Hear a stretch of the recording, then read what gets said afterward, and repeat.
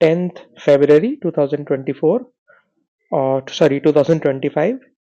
हादी आप उम्रे पे गई हुई हैं, हम आपके लिए रिकॉर्डिंग कर रहे हैं। अनाबी और आयमा मुझे नहीं पता क्यों एब्सेंट है। तो बेटा रिकॉर्डिंग से काम चलाते हैं। क्वेश्चन ये है कि एक कार किसी अनइवन रोड पे चल रही है। तो अनइवन रोड है तो जाहिर सी बात है उसके ऊपर वर्टिकल फोर्सेस झटके लग रहे होंगे, तो जिसकी वजह से स्प्रिंग के अंदर स्प्रिंग की शॉकर्स लगे हुए होते हैं, जिससे जो कार होती है वो वर्टिकल ऑसिलेशन करती है।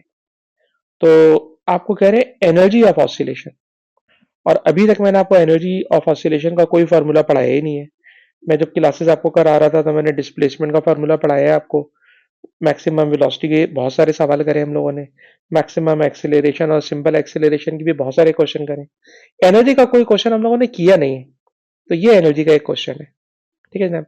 इस एनर्जी के क्वेश्चन में ये जो एनर्जी ऑफ ऑसिलेशन है, तो अगर ये स्प्रिंग के साथ कनेक्टेड हो, स्प्रिंग के साथ, तो स्प्रिंग में एनर्जी का फॉर्मूला होता है हाफ के एक्स स्क्वायर। ये स्प्रिंग की एनर्जी होती है। ठीक। अच्छा, इसके अलावा मैंने अभी तक एडेक्सल में क्योंकि एनर्जी का कोई फॉर्मूला सवाल देखा ही नहीं है, तो मैं तो आपसे ही कह रहा हूं कि अभी भी मैं आपको ऑसिलेशन की एनर्जी का फार्मूला लिख के देने को तैयार नहीं। है फार्मूला गंदा सा है, अजीब सा, half M omega square X square. ठीक है, टोटल एनर्जी होती है तो एक्स नॉट स्क्वायर। ठीक है जी। तो ये वाला जो फार्मूला मैं अभी याद कराना नहीं चाह रहा अब्दुल्ला, मैं तो ये बोल रहा हूँ स्प्रिंग का ये फार्मूला था। स्प्रिंग का तो मान लिया सर ये फार्मूला होता था। अब इस फार्मूले में जरा देखिए बोल क्या रहे हैं सर, कह रहे हैं जनाब energy of oscillation 4 factor increase हो गई है। एनर्जी 4 फैक्टर इंक्रीज हो गई है। ठीक। तो अब आप नोट कीजिएगा सर, हाफ कांस्टेंट है, के कांस्टेंट है, एनर्जी एम्पलीट्यूड स्क्वायर के साथ डायरेक्टली प्रोपोर्शनल है। कह रहे हैं अगर एनर्जी 4 टाइम इंक्रीज हो गई है तो क्वेश्चन है कि बताइए एम्पलीट्यूड कितना इंक्रीज हुआ होगा। एम्पलीट्यूड कितना इंक्रीज हुआ होगा, या तो क्रॉस मल्टीप्लाई से करें, या अब्दुल्ला जैसे शार्प स्टूडेंट हो तो मैं यूं कहूंगा यार कि हाफ कांस्टेंट है, के कांस्टेंट है, इस एक्स नॉट के पीछे कोई ऐसा नंबर लिखो कि ओवरऑल रिजल्ट 4 टाइम इंक्रीज हो जाए। तो आप कहेंगे सर एक्स नॉट के पीछे ना 2 लिख दे, आप 2 का स्क्वायर करेंगे तो इट बिकम्स 4।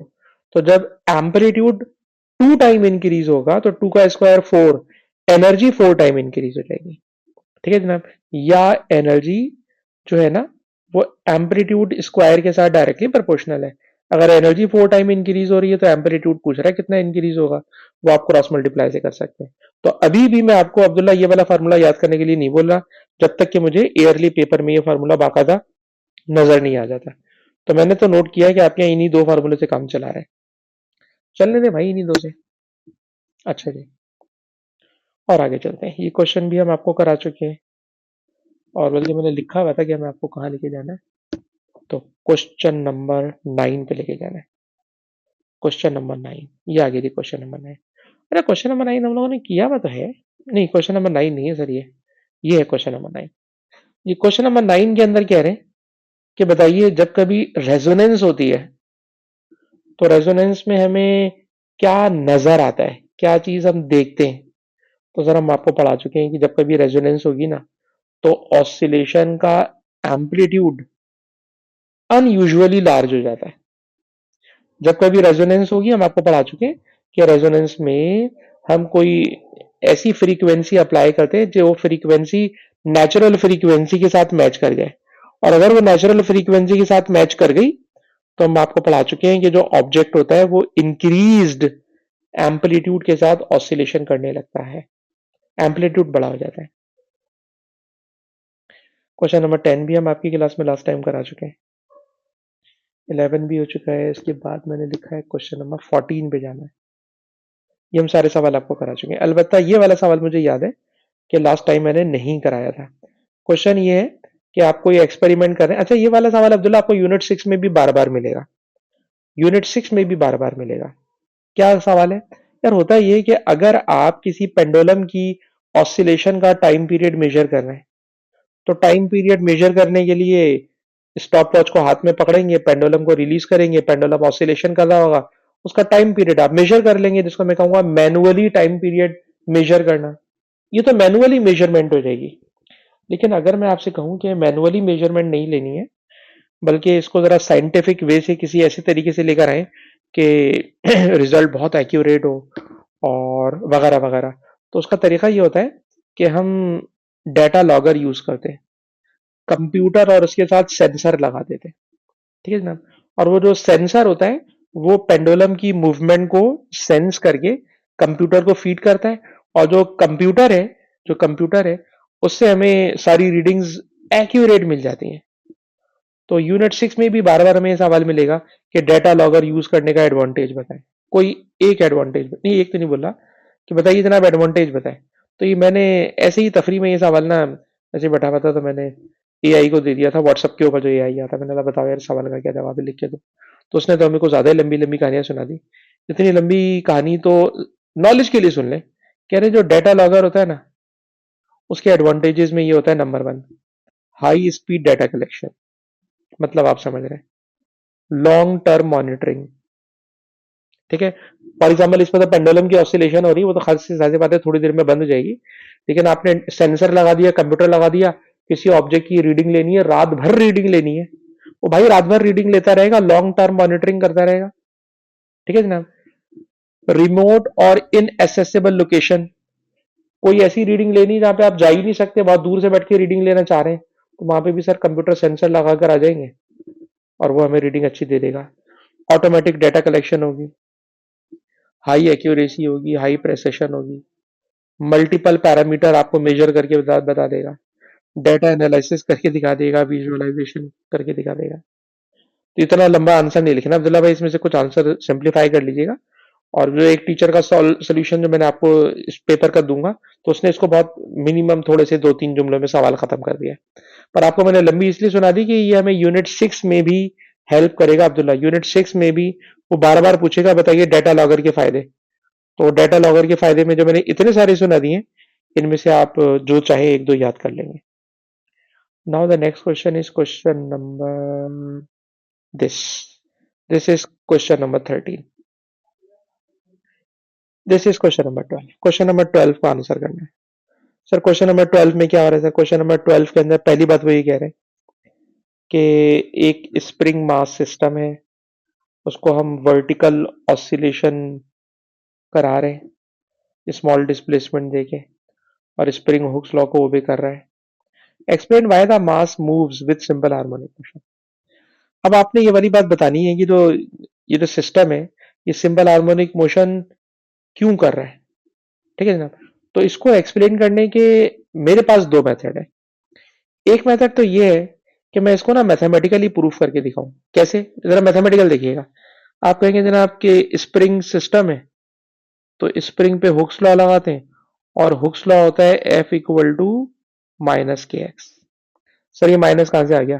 भाई माइनस का मतलब होता है कि आपने मास को नीचे खींचा, this is applied force. Applied force के बाद जैसे ही आप इसको छोड़ते हो, तो अब ये खुद से ऑसिलेशन कर रहा होता है, और जो ऑसिलेशन खुद से हो रही होती है उसमें इन्वॉल्व होती है इलास्टिक रीस्टोरिंग फोर्स। तो आप ब्लॉक को या मास को मीन पोजीशन से नीचे लेके गए, this is applied force. Applied force से जैसे रिलीज करोगे तो object will move towards mean position, और जब वो मीन पोजीशन की तरफ भागेगा तो आपको पता है जो फोर्स मीन पोजीशन की तरफ होती है उसको माइनस में डिनोट करते हैं। अच्छा, उसके बाद अगर मैं आपसे कहूं एफ की जगह एम ए लिख दो, एफ की जगह एम ए लिख दो, और आखिर में ए को सब्जेक्ट बना लो।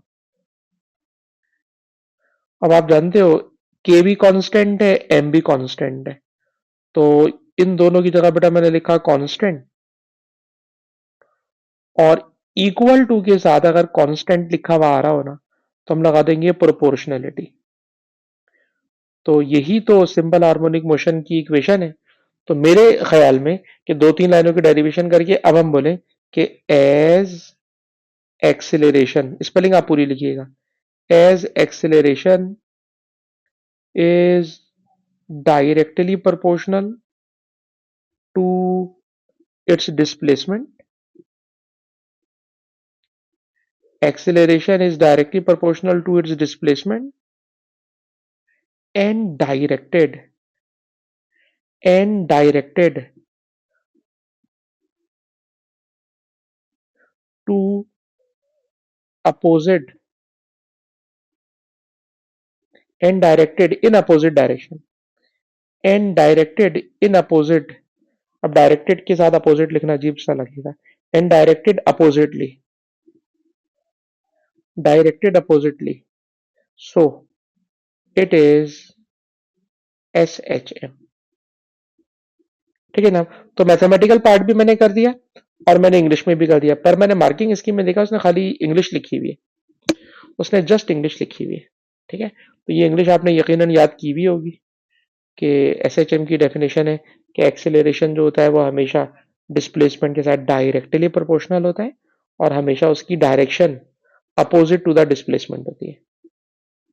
अच्छा जी, अब जरा यहां पर आते हैं. ये क्या क्वेश्चन है सर? क्वेश्चन ये है कि स्प्रिंग के साथ जो आपने मास हैंग किया है उसका मास है 0.2 और स्प्रिंग में जो एक्सटेंशन हुई है वो है 7.6. क्वेश्चन है स्टिफनेस यानी के निकालें. तो सर ये तो IGCSE में बचपन में निकालते थे, F=KX. ठीक है जनाब. अलबत्ता जहां पे फोर्स लिखी हुई है वहां पे आ जाएगा mg, क्योंकि वेट होगा ना, आपने वर्टिकली हैंग कर रहे हैं, तो ये हो जाएगा मास mg. के बटा कैलकुलेट करना है. ठीक है ना, के कैलकुलेट करना है और डिस्प्लेसमेंट है 7.5 सेंटीमीटर. सेंटीमीटर को बेटा मीटर में कन्वर्जन मारोगे और के निकालोगे तो के 26 आ जाएगा. तो इसमें ऐसी कोई खास बात नहीं थी, तो आप IGCSE में भी करते थे. असली सवाल तो ये वाला है. दिस इज असली सवाल. क्या सवाल है सर? असली असली सवाल भाई ये है, कह रहे जनाब के the student use the graph to determine the value of K हम निकाल चुके हैं, पर कह रहा है नहीं जी मुझे के की वैल्यू दोबारा निकालनी है. और के की वैल्यू दोबारा निकालनी है बाय ग्राफ. ग्राफ में से के की वैल्यू निकालनी है. ठीक है ना. और अब ग्राफ में से के की वैल्यू आ जाए तो फिर चेक करना है कि ऊपर वाली वैल्यू और ये वाली वैल्यू एक दूसरे से मैच कर रही है या नहीं. ठीक है ना, मैच कर रही है या नहीं, कुछ भी हो सकता है, दोनों पॉसिबिलिटीज हैं. तो चलिए जनाब के निकालना है and by this graph. Sir graph से कैसे निकालूंगा? तो भाई देखो, कभी भी कोई ऑब्जेक्ट, जैसे इसमें मास स्प्रिंग के साथ कनेक्टेड है, तो मास और स्प्रिंग का नाम सुनते ही अब्दुल्ला बताइए कौन सा फार्मूला दिमाग में आता है? स्प्रिंग और मास, स्प्रिंग और कोई ब्लॉक लटका हुआ है, तो आप कहेंगे सर आपने एक फार्मूला में याद करवाया है, 2π√m/k. ठीक है जी, ये फार्मूला जहन में आता है. सर इस क्वेश्चन में मुझे फ्रीक्वेंसी नजर आ रही है, तो भाई फार्मूले को उल्टा कर देते हैं. Frequency is equal to 1/2π√m/k. फिर मैंने देखा यार फ्रीक्वेंसी पे स्क्वायर नजर आ रहा है, तो मैंने बोला यार स्क्वायरिंग कर दो. जब आपने स्क्वायरिंग की तो ये बन गया f² इज इक्वल टू 2π का स्क्वायर करूंगा तो 4π² और ये बन गया m/k. ये बन गया m/k. ठीक है जनाब. तो पहले जरा अब्दुल्ला जल्दी से यहां तक कॉपी मारे कि हमने m/k को सर आपने पलटा नहीं है, सॉरी सॉरी सॉरी, m/k को मैंने पता नहीं क्यों नहीं पलटा है. मैं पलटूंगा तो सब कुछ पलटूंगा ना भाई. तो ये बनेगा k/m और ये भी बनेगा k/m.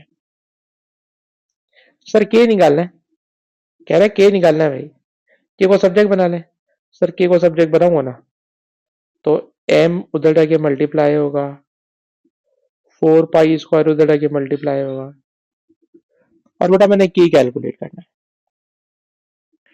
ठीक है जनाब. स्प्रिंग ब्लॉक सिस्टम में फॉर्मूला होता है 2π√m/k.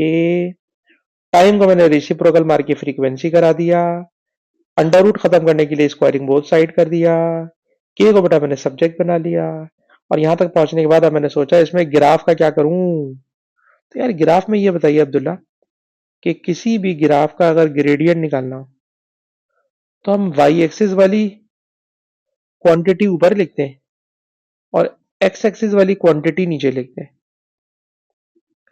ठीक है ना. वाई एक्सिस पे फ्रीक्वेंसी स्क्वायर है, एक्स एक्सिस पर m-1 है. अच्छा, इस m-1 को ऊपर लेकर आओ, तो m-1 बेटा ऊपर आएगा, तो ये बन जाएगा m+1। और जब ये m+1 बन गया तो पता ये चला कि f square with m, sir it is gradient. तो जनाब हमें इस ग्राफ का ग्रेडियंट निकालना है,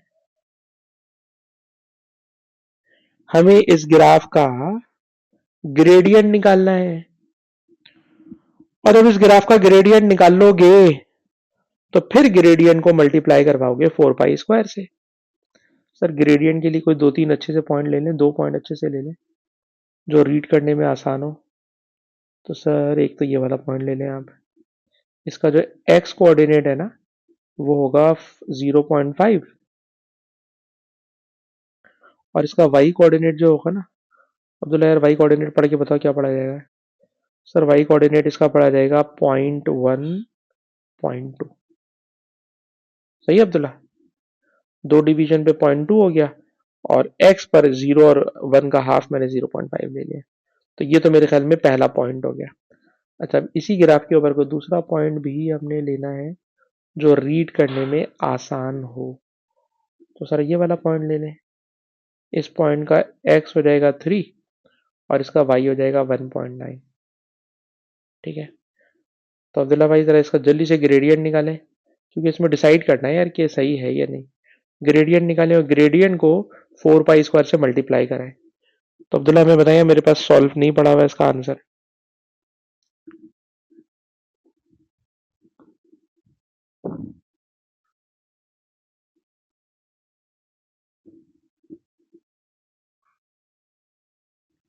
जी जी जी जी 0.68 फाइनल।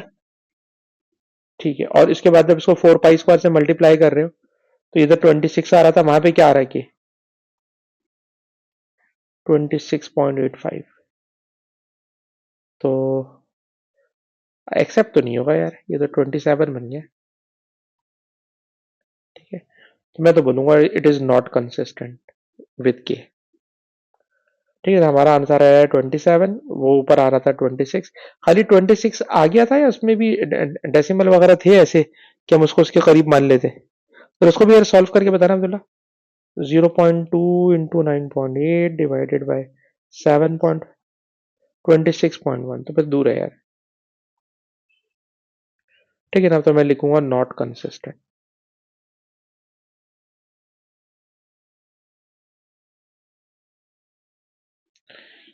अच्छा जी, क्वेश्चन नंबर 12 हमने कंप्लीट कर लिया, और इस क्वेश्चन में हमने ये सीखा कि स्प्रिंग मास के साथ कभी भी क्वेश्चन होगा तो आप 2 पाई अंडर रूट m/k को दिमाग में लाइएगा। अच्छा जी, एक और क्वेश्चन है सर। इस क्वेश्चन में जब मैंने पहले देखा इस सवाल को तो ग्रेविटेशनल फील्ड स्ट्रेंथ देख के मैंने कहा अरे यार ये सवाल यहाँ क्यों डाल दिया उन्होंने, ये तो सवाल ग्रेविटी के चैप्टर का है।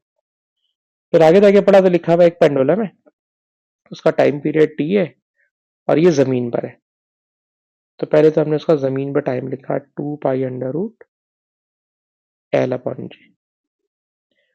फिर क्वेश्चन में कह रहे हैं जनाब कि हम उसी पेंडुलम को लेके चले गए मून पर, और मून पर जो ग्रेविटेशनल फील्ड स्ट्रेंथ है वो 1/6 है अर्थ वाली का।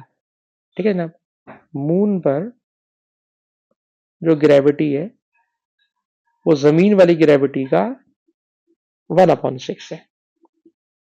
तो देखिए 2 पाई वही है, एल वही है। सर इस जी की जगह लिखिएगा 1/6 जी, और जब ये वाला 1/6, ये वाला 1/6 ऊपर लेकर आऊंगा तो बनेगा 6/1। 6 का अंडर रूट निकलेगा नहीं। ठीक है जी, 1/6 ऊपर आकर 6/1, 6 का अंडर रूट निकलेगा नहीं, तो ये बन जाएगा अंडर रूट 6, और बाकी पूरा का पूरा फैक्टर बन जाएगा कैपिटल टी। इसका मतलब ये हुआ कि अगर आप चांद पर उसी पेंडुलम को लेकर गए तो वहां पर उसका time period under root 6 times change हो जाएगा। वहां पे उसका टाइम पीरियड, सेम पेंडुलम का time period under root 6 times change हो जाएगा। So the right answer is D. अच्छा जी, उसके बाद आ रही है क्वेश्चन नंबर 14 में एक मास SHM कर रहा है, उसकी आपको बता दी है फ्रीक्वेंसी, आपको बता दिया है एम्पलीट्यूड, आपको निकालनी है maximum velocity. Sir maximum velocity का फॉर्मूला होता है omega x not, omega x not.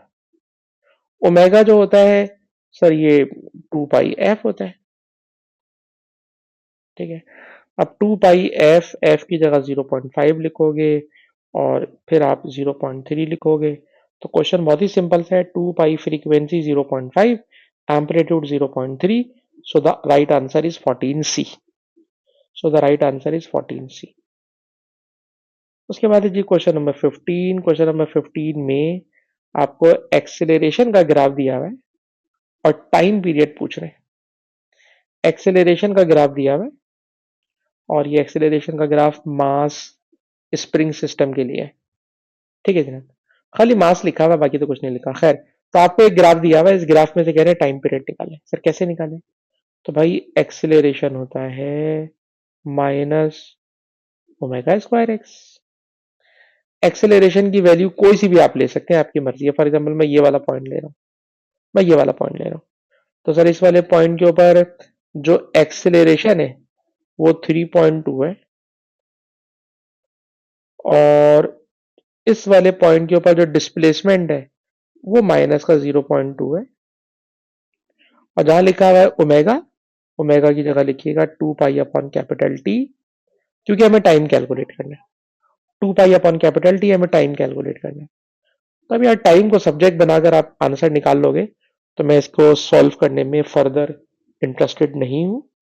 अलबत्ता इसका आंसर मैं शायद आपको बता सकता हूँ। 15 का डी आंसर आएगा। 15 का आंसर आएगा डी, या आप इसको सिंप्लीफाई करके कैलकुलेट कर लोगे, ठीक है जी। इस माइनस से माइनस खत्म हो जाएगा, टी उधर चला जाएगा, वगैरह वगैरह वगैरह कर लेंगे आप, मुझे पता है। क्वेश्चन नंबर 15 हो गया। Now question number 16। Question number 16 में एक स्प्रिंग है, स्प्रिंग के साथ एक मास हैंग किया हुआ है, और स्प्रिंग जो मास हैंग किया गया है वो 15 केजी का बेबी है, और ये जो सपोर्ट है ये 15 केजी के मास पर जो स्प्रिंग है, ठीक है, वो स्प्रिंग एक्सटेंड हो जाता है 42.5। क्वेश्चन है के बताएं। तो यार ये सवाल अभी अभी हम ऊपर कर चुके हैं। एफ इक्वल टू के एक्स, उसमें से आप के निकाल लोगे, सब कुछ गिवन है, तो एफ इक्वल टू के एक्स में से के आ जाएगा, उसमें ऐसा कोई मुश्किल काम ही नहीं है। अच्छा जी, उसके बाद कह रहे हैं कि a baby is placed in the crib and spring extends to bring this system to equilibrium, the crib is displaced through a small vertical displacement and released, why it oscillate SHM. ये SHM कैसे कर सकता है, explain करें। तो भाई वही वाली बात है कि आप वही वाली कहानी लिखोगे, जो स्टेटमेंट होती है डेफिनेशन लिखनी है कि as acceleration is directly proportional to displacement and its direction opposite to the, वगैरह वगैरह वगैरह। तो आप स्टेटमेंट लिख सकते हैं, और चाहे तो वो मैथमेटिकल काम भी कर सकते हैं जो मैंने आपको अभी ऊपर दिखाया है। तो इसमें कुछ ऐसा है नहीं कि समझाने वाला काम, आपने ये वाली स्टेटमेंट लिखनी है, वर्ड्स में ये वाली स्टेटमेंट लिखनी है। अच्छा जी, अब जरा आ जाइए, यहां पर कह रहे हैं टाइम पीरियड कैलकुलेट करें। तो यार T is equals to 2 pi under root M upon K, ठीक है जनाब। सर मास भी दिया हुआ है, के भी दिया हुआ है, ठीक है जनाब। अच्छा, मास के अंदर एक गड़बड़ है क्या? सर मास ना दो मासेस को ऐड करके लीजिएगा, 7.25 प्लस 2.55, ठीक है जनाब। जो मास होगा ये टोटल मास होगा, this is mass of baby and this is mass of crib. दोनों के मासेस को प्लस करोगे तो it will be the total mass, और टोटल मास यहाँ लिख के आपने टाइम पीरियड कैलकुलेट करना है। के की वैल्यू गिवन है 350 एटसेट्रा, तो ये आप आराम से काम कर लोगे। इस सवाल में देखा जाए तो शुरू से आखिर तक अभी तक बड़े मजे से सवाल चल रहा है, कोई गड़बड़ नहीं है। आखिरी पार्ट के अंदर थोड़ा सा आपसे कॉमन सेंस करवा रहा है मेरे ख्याल में। कॉमन सेंस यार ये करवा रहा है कि जब ऊपर लिखा हुआ है कि जो स्प्रिंग है वो 15 केजी के मास को मैक्सिमम सपोर्ट कर सकता है। ठीक है ना। अरे लिखा था maximum mass that the spring can support before being damage is 25 KG. अच्छा, इस क्वेश्चन में कह रहे हैं कि आप 25 केजी तक जा सकते हो, 25 केजी तक जा सकते हो लिखा हुआ है, लेकिन इंस्ट्रक्शन में लिखा हुआ है कि भाई आप 15 तक ही जाइएगा। कह रहे हैं प्रैक्टिकली आप 25 तक जा सकते हो, इंस्ट्रक्शन में लिखा है 15 तक जाइएगा। तो सवाल है वाई। तो कोई बच्चा अगर फिजिक्स में दिमाग ना लगाए तो बोलेगा सर एहतियातन बोल रहा है कि भाई आप 25 पे ना जाएं, लेकिन फिजिक्स के अकॉर्डिंगली बताएं कैसे। तो जरा सुनिए, जब आप किसी ऑब्जेक्ट को स्प्रिंग के साथ बांध के लटकाते हैं, तो जब ऑब्जेक्ट इक्विलिब्रियम पोजीशन पर होता है, तो इक्विलिब्रियम पोजीशन पर आपको पता है इक्विलिब्रियम पोजीशन पे डिस्प्लेसमेंट जीरो होता है, एक्सेलरेशन जीरो होता है। और जब डिस्प्लेसमेंट और एक्सेलरेशन दोनों जीरो होते हैं, तो एक्सेलरेशन जीरो होता है। काम की बात एक्सेलरेशन जीरो होता है। तो अगर कोई ऑब्जेक्ट किसी स्प्रिंग के साथ लटका हुआ है, तो वेट नीचे एक्ट कर रहा होगा, टेंशन ऊपर एक्ट कर रही होगी, और टेंशन ही स्प्रिंग को तोड़ सकती है। तो याद रखिएगा at equilibrium position acceleration zero होता है, और अगर एक्सेलरेशन जीरो होगा तो वेट या टेंशन सिर्फ वेट के बराबर होगी, टेंशन सिर्फ वेट के बराबर होगी। ठीक है जनाब। लेकिन जब ऑब्जेक्ट ऑसिलेशन कर रहा होता है, तो आपको पता है एट एक्सट्रीम पोजीशन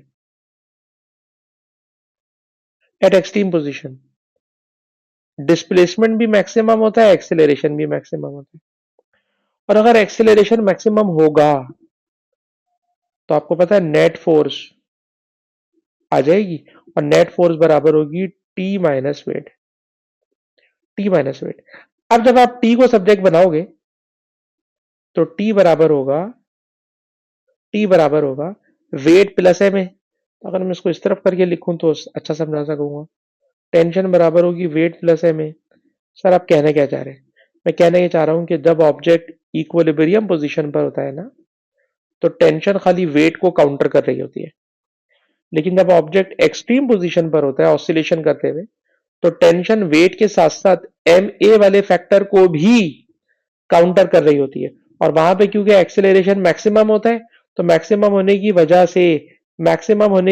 से अब अगर आपने 15 केजी का मास हैंग किया हुआ है, तो 15 केजी का वेट और 15 केजी का एक्सेलरेशन, इन दोनों को टेंशन बर्दाश्त कर लेगी और स्प्रिंग टूटेगा नहीं। लेकिन अगर आपने मास हैंग कर दिया 25 केजी वाला, तो 25 केजी पर वेट, जिसको उसने बोला हुआ था कि मैक्सिमम सपोर्ट कर सकता है, पर इस वेट के साथ साथ एम ए वाला फैक्टर और आ जाएगा, और उस एम ए वाले फैक्टर के और आ जाने की वजह से एम ए वाले फैक्टर के और आ जाने की वजह से जो स्प्रिंग होगा ना, वो भाई टूट जाएगा। जो स्प्रिंग होगा वो टूट जाएगा। तो अगर मैं आपके साथ इस सवाल को और इस सवाल से आगे वाले क्वेश्चंस को अ, इस शीट में करा लूं, क्योंकि इस शीट के अंदर ना ये सोल्यूशन के साथ है, इसमें क्वेश्चन ज्यादा है, उसके अंदर क्वेश्चन कम थे। उसमें उसका ये आखिरी सवाल था, ये आखिरी सवाल है जो अभी मैं आपको अनसॉल्व करा रहा था, उसका बेटा ये आखिरी सवाल था। इस आखिरी सवाल को देखिएगा क्या बोल रहे हैं कि जब स्प्रिंग ऑसिलेशन करता है, तो इक्विलिब्रियम पोजीशन पर सर वो लेस मास को सपोर्ट कर सकता है। It will support less mass than when in equilibrium, and when the mass is below the equilibrium position, the force exerted on the spring is greater। ठीक है ना। जब वो इक्विलिब्रियम पोजीशन से नीचे गया हुआ होगा, तो उसके ऊपर जो फोर्स होगी ना, वो बहुत ज्यादा लगेगी एज कंपेयर टू इक्विलिब्रियम पर। तो इक्विलिब्रियम पर कम फोर्स लग रही होती है, लेकिन इक्विलिब्रियम से नीचे जब पूरा ऑब्जेक्ट नीचे जाएगा और एक्सट्रीम पोजीशन के ऊपर ऑब्जेक्ट होगा, तो सर उस पर फोर्स इतनी ज्यादा लगेगी कि स्प्रिंग टूट जाएगा। तो when spring is in oscillation, ठीक है ना, तो इक्विलिब्रियम पोजीशन पर उस पर कम फोर्स लग रही होती है, लेकिन जब मास बिलो द इक्विलिब्रियम पोजीशन होता है, एक्सट्रीम पोजीशन पर होता है, तो सर उसके ऊपर फोर्स लगती है ज्यादा। और जब ज्यादा फोर्स लगती है, उसकी रीजन भी मैं लिख रहा हूं कि जो टेंशन होगी सर, वो tension equal to weight plus M A होगी। और प्लस एम ए होने की वजह से सर, प्लस एम ए होने की वजह से सर स्प्रिंग के टूटने का चांस ज्यादा हो जाएगा। तो आई थिंक इसके आंसर को पढ़ के आप बात समझ सकते हैं। अब्दुल्ला, क्या आपको मेरी बात समझ में आती है? ठीक है, चलिए और आगे चलते हैं। इस पर आने, ये क्वेश्चन तो खैर बहुत आसान था, नहीं करा रहा। ये सेकंड पेंडुलम है, आप इसको रीड करोगे तो अब्दुल्ला पढ़ लोगे। सेकंड पेंडुलम है, एक एक्सट्रीम से दूसरे एक्सट्रीम तक जाने का टाइम 1 सेकंड है, तो टोटल हो जाएगा 2 सेकंड। और टोटल 2 सेकंड के ऊपर आप आराम से लेंथ ऑफ पेंडुलम निकाल लोगे। अच्छा जी, इसके अंदर क्या करें सर? इसके अंदर इन्होंने बहुत मुश्किल और खतरनाक कैलकुलेशन दिखाई है। इसको इग्नोर मारिएगा, मैं मेरे ख्याल में ज्यादा छोटे तरीके से आपको करा सकूंगा। कह रहे हैं कि स्टूडेंट है, उसने मास को स्प्रिंग के साथ कनेक्ट कर दिया है और उसको ऑसिलेशन करा रहा है, तो उसका टाइम पीरियड टी आर है। कह रहे स्टूडेंट ने सेम मास को एक दूसरे स्प्रिंग पे लटका दिया, दूसरे स्प्रिंग पे, और दूसरे स्प्रिंग का जो कांस्टेंट है ना, वो 4 टाइम है। दूसरे स्प्रिंग का कांस्टेंट 4 टाइम है, ठीक है ना। अगर दूसरे स्प्रिंग का कांस्टेंट 4 टाइम है, तो 2 पाई अंडर रूट m/k, ये बिल्कुल उसी तरह का सवाल है जिस तरह पेंडुलम को हम चांद पे ले गए थे। और जब पेंडुलम को चांद पे ले गए थे तो वहां ग्रेविटी में फर्क आ गया था। सर यहाँ पे के में फर्क आ रहा है, के हो गया 4 के। अब 2 पाई अंडर रूट m/k को तो ऐसे ही छोड़ दो, 2 पाई अंडर रूट m/k को ऐसे ही छोड़ दो, सिर्फ और सिर्फ इस 4 का अंडर रूट निकाल लो। जब आप 4 का अंडर रूट निकालोगे तो इट बिकम्स 2। तो इसलिए मैं कहूंगा इसका जो टाइम पीरियड होगा वो t/2 हो जाएगा। इन्होंने खैर बहुत लंबी कैलकुलेशन करके दिखा रहे हैं, आप चाहें तो इससे भी समझ सकते हैं। उसमें स्क्वायरिंग बोथ साइड और फिर दो इक्वेशन बना के दोनों को डिवाइड करा के करा रहे हैं, तो वो भी तरीका सही है। लेकिन मेरे ख्याल में सिंपल सी बात है कि भाई के 4 टाइम हो गया, बाकी चीजों को डिस्टर्ब ना करो, खाली 4 को हैंडल करो। 4 को अंडर रूट से बाहर लेकर आओगे तो इट बिकम्स 2। बाकी पूरा का पूरा फॉर्मूला बिकम्स टाइम पीरियड। तो new time period will be t/2। आप आराम से कर सकते हैं। Question number 18। क्वेश्चन, बताइए रेजोनेंस कराना है, तो रेजोनेंस कराने के लिए क्या कंडीशन होती है? सर कंडीशन ये होती है कि जिस फ्रीक्वेंसी से आप ड्राइव करा रहे हो, ठीक है ना, आपकी ड्राइव करने की जो फ्रीक्वेंसी है वो नेचुरल फ्रीक्वेंसी से मैच करना चाहिए।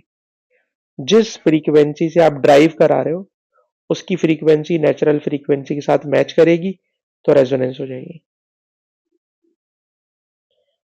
अच्छा जी, क्वेश्चन नंबर 20 अगेन, कि एसएचएम की कंडीशन बताएं। तो यार एसएचएम की वही कंडीशन है कि acceleration is directly proportional to its displacement, ठीक है ना। Acceleration is directly proportional to its displacement and always in opposite direction. तो आप आराम से एसएचएम की डेफिनेशन को लिख सकते हो। अलबत्ता इसका सेकंड पार्ट है, वो सेकंड पार्ट क्या है? सर सेकंड पार्ट ये जो इन्होंने किस तरह से किया मुझे नहीं, मैं देखना चाह रहा, आपको बराबर में सॉल्व करा रहा हूं। कह रहे जनाब मास जो स्प्रिंग के साथ कनेक्टेड है सर, उसकी वैल्यू है 250 ग्राम, तो बन जाएगा सर 0.25 किलोग्राम। ये तो जनाब मास है जो कि आप स्प्रिंग के साथ बांध रहे हो। स्प्रिंग में एक्सटेंशन हो रही है, स्प्रिंग एक्सटेंड हो रहा है 16.5 सेंटीमीटर, स्प्रिंग एक्सटेंड हो रहा है 16.5 सेंटीमीटर। अच्छा जनाब, फिर the mass is then displaced a further 3.5 centimetre. 3.5 इसको और आपने नीचे खींच दिया, 3.5 आपने इसको और नीचे खींच दिया, ठीक है ना। अनस्ट्रेच लेंथ पे एक्सटेंशन पहले से ही हुआ 16.5, आपने पकड़ के इसको और नीचे खींच दिया, तो टोटल एक्सटेंशन हो गया 20 सेंटीमीटर। 20 सेंटीमीटर का मतलब 0.2 मीटर। ये टोटल एक्सटेंशन हो गया, ठीक है ना। और जब इसको छोड़ दिया तो वो ऑसिलेशन कर रहे हैं। क्वेश्चन है बताइए उसकी मैक्सिमम काइनेटिक एनर्जी क्या होगी। तो काइनेटिक एनर्जी निकालनी है। ठीक है, ये बताइए जब ऑब्जेक्ट ऊपर नीचे ऑसिलेशन कर रहा होगा, तो सर ऊपर नीचे ऑसिलेशन करने में, ठीक है जनाब, काइनेटिक एनर्जी पोटेंशियल में कन्वर्ट हो रही होगी, पोटेंशियल एनर्जी काइनेटिक एनर्जी में कन्वर्ट हो रही होगी। ठीक है जनाब, तो पहले हम लोग कैलकुलेट करेंगे असल में मैक्सिमम पोटेंशियल एनर्जी। और मैक्सिमम पोटेंशियल एनर्जी उस वक्त होगी जब ऑब्जेक्ट यानी स्प्रिंग के साथ जो आपने मास बांधा हुआ है वो अपनी एक्सट्रीम पोजीशन पर होगा। एक्सट्रीम पोजीशन का मतलब कि आपने उसे 16.5 पहले एक्सटेंड किया और जब 3.5 आपने और नीचे खींच दिया तो टोटल एक्सटेंशन हो गया 20 सेंटीमीटर। तो 20 सेंटीमीटर पर आपको मिलेगा मैक्सिमम पोटेंशियल एनर्जी। तो सर वो हमने मैक्सिमम पोटेंशियल एनर्जी कैलकुलेट करनी है। और पोटेंशियल एनर्जी का फॉर्मूला थोड़ी देर पहले अभी हमने डिस्कस किया है कि जब आपने डी फॉर्मेशन का चैप्टर पढ़ा हुआ है पहले, तो डी फॉर्मेशन के चैप्टर में याद होगा कि डी फॉर्मेशन के चैप्टर में potential energy, elastic potential energy के दो फॉर्मूलाज थे, हाफ एफ एक्स या हाफ के x square, half F x या हाफ के एक्स स्क्वायर। ठीक है ना। अच्छा, इस सवाल में सर के की वैल्यू तो गिवन नहीं है, तो भाई पहले के की वैल्यू निकालना पड़ेगी। पहले के की वैल्यू निकालना पड़ेगी। और सर के की वैल्यू कैसे निकलेगी? भाई के की वैल्यू निकालने के लिए बेटा देखें कि जब उन्होंने मास ये वाला हैंग किया था, जब उन्होंने बेटा ये वाला मास हैंग किया था तो स्प्रिंग में एक्सटेंशन हो गया था 16.5 सेंटीमीटर। तो जरा इसमें से के निकालना बेटा, एफ इक्वल टू के एक्स। सर फोर्स 250 नहीं सर, 250 नहीं, ये ग्राम में किलोग्राम में कन्वर्ट कर ले। सर किलोग्राम में कन्वर्ट करेंगे, और चाहे तो ग्राम में ही कर लें पूरा सवाल, क्योंकि जब आप के एक्स स्क्वायर करोगे तो के भी ग्राम में होगा, लेकिन फिर फाइनल आंसर सर जूल में नहीं आएगा। सर फिर फाइनल आंसर जूल में नहीं आएगा, किसी और ही सिस्टम में आ जाएगा। तो कन्वर्जन मार ले भाई। फोर्स सर वेट होगा एम जी। ये एम है बेटा, ये जी है, ये एम जी हो गया। के निकालना है, एक्स एक्स कितना है 16.5 सेंटीमीटर, सेंटीमीटर है मीटर में कन्वर्जन मार दे। यार अब्दुल्ला पहले तो मुझे के निकाल के बताएं क्या आ रहा है के। जो उन्होंने के निकाला बस मैच कर रहे हैं 14.9 ये के लिख रहे हैं। नहीं नहीं यही आएगा क्या, वही 0.25 है 9.8 है। हाँ 14.9 इसने लिखा है। सर के की वैल्यू आ गई 14.9। ठीक है ना, 14.9 आ गई के की वैल्यू। अच्छा जी 14.9 तो के की वैल्यू आ गई।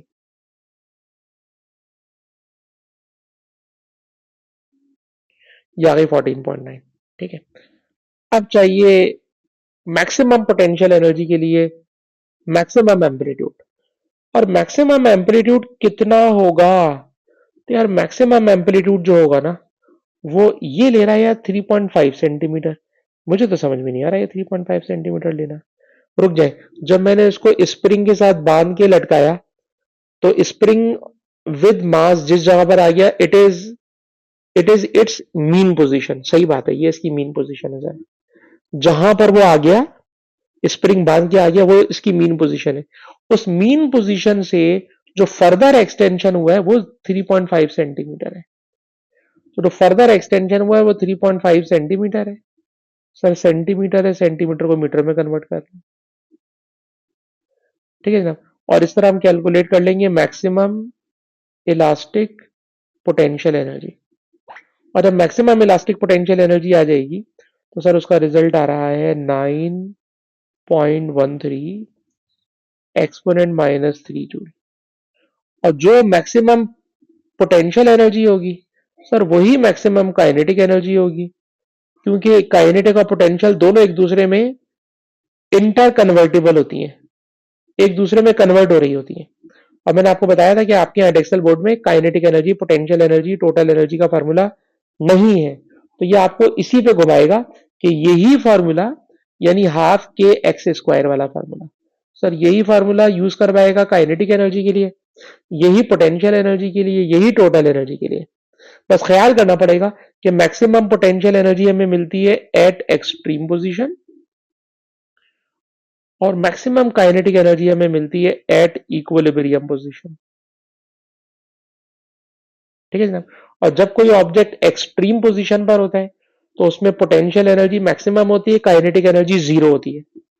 जब ऑब्जेक्ट इक्विलिब्रियम पोजीशन पर आ जाता है तो उसकी पोटेंशियल एनर्जी जीरो हो जाती है, काइनेटिक एनर्जी मैक्सिमम हो जाती है। तो एक एनर्जी दूसरी एनर्जी के अंदर कन्वर्टेबल है, इसीलिए काइनेटिक एनर्जी पोटेंशियल एनर्जी की उसने फॉर्मूले को अलग अलग कराने के बजाय आपको हाफ के एक्स स्क्वायर के फार्मूले से ही क्वेश्चन करा रहा है। हाफ के एक्स स्क्वायर के फार्मूले से ही क्वेश्चन करा रहा है। ठीक है जी।